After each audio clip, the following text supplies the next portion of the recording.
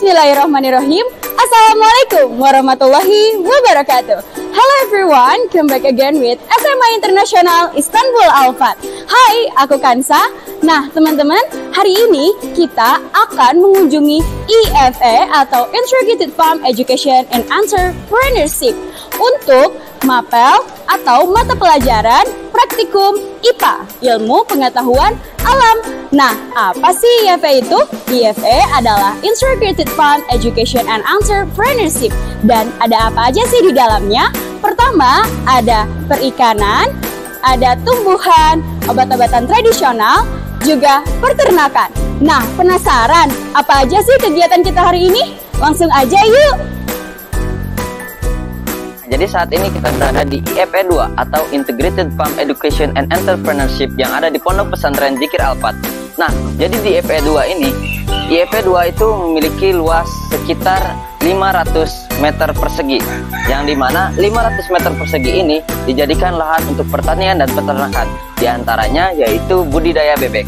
Nah, membahas budidaya bebek, yang pertama yang harus kita lakukan itu kita memilih kandang. Nah, kandang bebek itu alangkah baiknya memiliki konstruksi yang memiliki atap. Nah, untuk luas dari kandang bebek itu sendiri menyesuaikan dari jumlah bebek yang akan dibudidaya. Nah, contohnya di Pondok Pesantren Dzikir Alphard kita memiliki kandang bebek yang luasnya 100 meter persegi untuk 100 ekor bebek. Jadi, bisa disimpulkan bahwa untuk 1 ekor bebek kita membutuhkan sekitar 1 meter persegi. Nah, untuk ketinggian dari kandang bebek itu tidak ada patokan ya guys ya. Jadi kita itu menyesuaikan dengan suhu atau iklim di tempat yang akan dijadikan kandang bebek. Contohnya di Alphard kita ini menyesuaikan dengan jumlah bebek, suhu lingkungan, dan juga tingkat keramaian. Sehingga didesain kandang bebek dengan ukuran 25x4 dengan tinggi atap 180 cm. Selain itu, kita juga harus tahu nih teman-teman tentang pakan bebek. Pakan bebek terdiri dari vitamin, karbon, kalsium, magnesium, serat, air, dan sebagainya. Bebek juga biasa diberi makan 1 hari 2 kali, pagi dan sore, dengan porsi 1 bebek 150 gram atau 1,5 ons. Bebek juga memerlukan penerangan. Kandang bebek yang memiliki luas 25x4 meter persegi, kita bisa memberikan 4-5 bohlam dengan kekuatan cahaya 10 watt per bohlam. Selain itu, untuk umur bebek telur, agar menghasilkan telur, biasanya dimulai dari umur 7 bulan hingga 2 tahun. Selanjutnya, masa afkir atau masa penurunan produksi telur untuk bebek daging biasanya dipanen dari umur 50 hari. Oke teman-teman, jadi itu dia penjelasan dari kami tentang budidaya bebek yang ada di IFE 2 ini yang beralamat di Ponpes Modern Dzikir Alphard. Semoga bermanfaat. The last I say, wassalamualaikum warahmatullahi wabarakatuh. Bismillahirrahmanirrahim. Assalamualaikum warahmatullahi wabarakatuh. Hello everyone, let me introduce myself. My name is Sri Mulyani. Nah, sekarang saya berada di IFE Alphard. Di sini saya akan menjelaskan tentang gaya dorong yang ada pada pelajaran fisika. Dalam fisika, gaya didefinisikan sebagai besaran fisis yang dapat mengubah keadaan gerak suatu benda. Ketika gaya diterapkan pada suatu benda, gaya tersebut menghasilkan gerak atau mengubah gerak benda. Dorong dan tarikan merupakan 2 jenis gaya yang dapat menimbulkan gerak. Nah teman-teman, dalam kasus paku yang ditancapkan ke dalam kayu, apabila palu mengenai paku, palu tersebut memberikan gaya pada paku yang menyebabkan gerak menembus ke dalam kayu. Nah di sini palu bergerak menembus ke dalam kayu, paku ke depan. Oleh karena itu gaya yang diperlukan pada paku adalah gaya dorong. Nah, teman-teman, di sini kita memakai rangkaian listrik campuran yang terdapat pada rangkaian listrik paralel dan rangkaian listrik seri. Nah, apa sih rangkaian listrik paralel itu? Paralel adalah rangkaian listrik yang dibentuk oleh beberapa komponen dan dihubungkan dalam beberapa cabang. Sedangkan seri adalah rangkaian elektronik atau listrik yang proses rangkaiannya dilakukan dengan menggunakan cara berurutan. Nah, di sini juga kita memakai rangkaian dinamis, di mana kumpulan elektron yang terus mengalir dari satu titik ke titik yang lain. Assalamualaikum warahmatullahi wabarakatuh. Oke teman-teman, jadi sekarang kita ada di IFE 2 Ponpes Modern Dikir Alphard. Nah, di sini kita bakal ngasih tahu nih ke kalian gimana sih cara merawat dan memelihara ikan lele, atau biasa juga disebut dengan budidaya ikan lele. Oke teman-teman, ikan lele juga biasa hidup di air tawar dengan tubuh memanjang dan mempunyai kulit licin. Nama lain juga dari ikan lele itu disebut Siluriformes. Nah, teman-teman, hal pertama yang harus kita lakukan untuk merawat ikan lele adalah persiapkan kolam untuk ikan lele. Nah, kolam ini bisa kita buat dari plastik, tembok, dan kolam tanah yang berukuran 2 x 4 meter dengan kedalaman 1 meter dengan volume 8 meter persegi dengan kapasitas 1000 ekor atau 200 ekor lebih. Nah, setelah kita menyiapkan kolam, maka kolam itu kita isi dengan air yang mengendap hingga air berwarna hijau, sehingga menghasilkan 6-7 parameter hidro.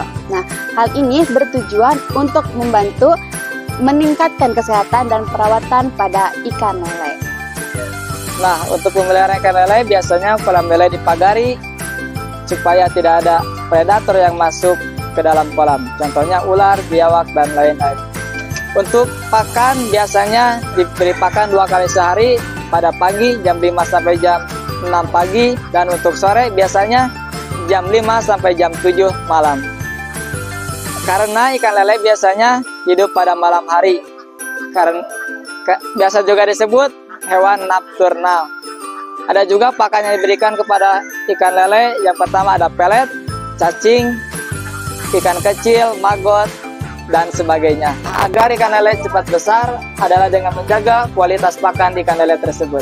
Karena ikan lele membutuhkan nutrisi untuk tumbuh dan berkembang. Sekian penjelasan dari kami, semoga bermanfaat.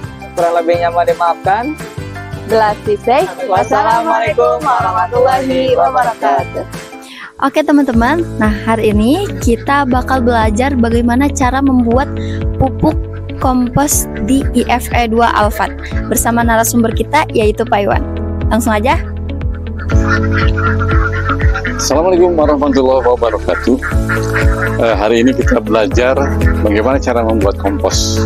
Ya, pertama adalah bahan-bahannya, kotoran-kotoran dari hewan, ya, terutama hewan-hewan ternak seperti hewan unggas, hewan ruminansia seperti hewan yang makan rumput, sapi, kerbau, kemudian kambing, kelinci, dan sebagainya.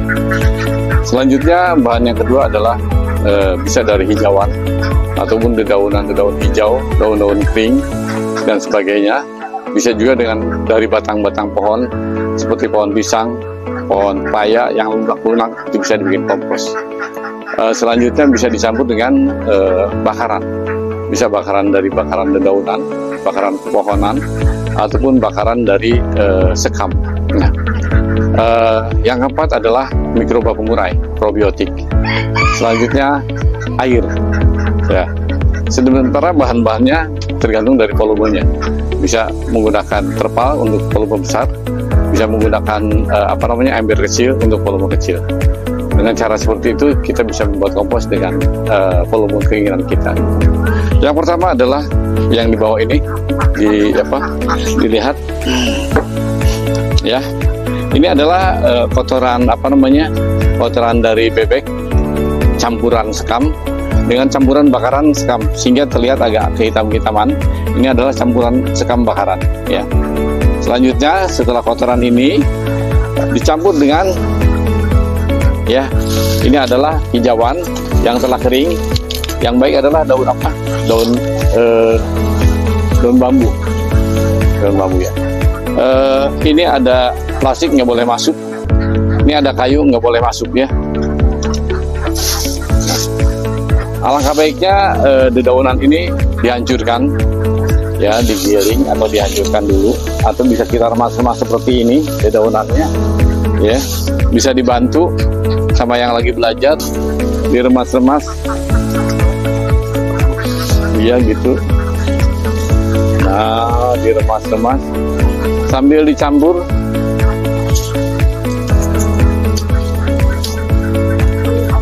Diaduk. Dicampur, diaduk gitu. Udah, kemudian dicampur dengan bakaran. Ya, bakarannya kalau bisa di apa? Kalau bisa diayak dulu, jangan dicampur. Kemungkinan ini bekas apa bakaran di dapur, bisa mengandung paku-paku dan sebagainya besi ya. Silakan dicampur gitu. Ya.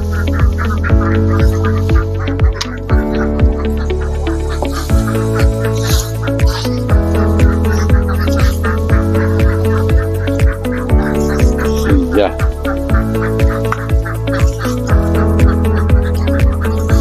Oke, dah. Presentasinya adalah kotoran 60% atau 70%, kemudian daunannya bisa 20%, kemudian bakarannya 10%. Ya, kayak gitu. Nah, dari sini setelah ini maka kita berikan probiotik. Probiotiknya itu dicampur air. Airnya mana? Pakai apa namanya? Pakai cukup. Kemudian kita siram-siram. Ya. Kalau nggak ada E4 menggunakan probiotik ini, kita basahkan semuanya, diaduk lagi. Saya pakai ini diaduknya.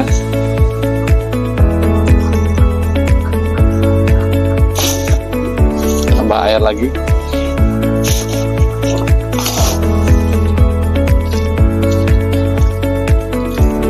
Nah, cukup. Kondisi ini biar biar lembab ya. Kalau lembab, maka pertumbuhan probiotiknya akan tumbuh cepat. Tapi kalau terlalu kering, dia akan terhambat. Kayak begitu.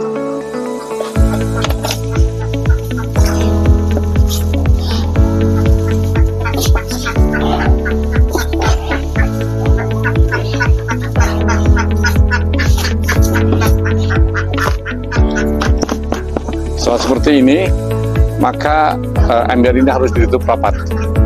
Inilah yang namanya fermentasi. Fermentasi adalah proses pembusukan yang dilakukan oleh bakteri pengurai. Setelah busuknya dihancur, kemudian aromanya akan hilang, aroma baunya akan hilang, dan menjadi aroma fermentasi, yaitu aroma tape, ya, atau aroma ketan. Seperti ini. Biasanya fermentasi dilakukan selama 1 minggu hingga 1 bulan. Begitu.